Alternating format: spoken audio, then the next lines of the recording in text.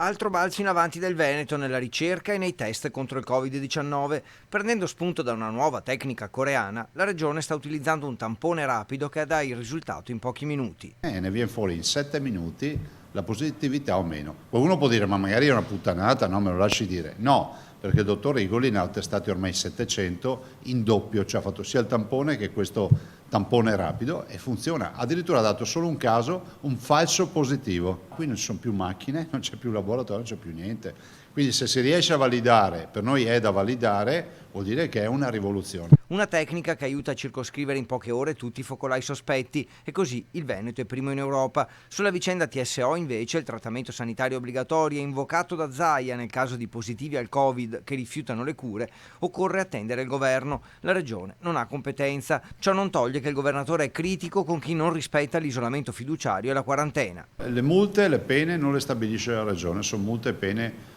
a livello nazionale. Queste sono scelte nazionali, non c'entra niente la regione del Veneto. Allora anche qui apriti cielo, perché io ho detto bisogna inasprire le regole per chi è in isolamento. Guardate, ma allora, o siamo convinti che il virus è un problema, e allora lo facciamo seriamente, ma se siamo convinti che il virus non è un problema, festa grande, cioè tutti facciano festa, dopodiché ognuno si assumerà la responsabilità. Ma il vero tema qual è con questo virus? Che fai ammalare gli altri.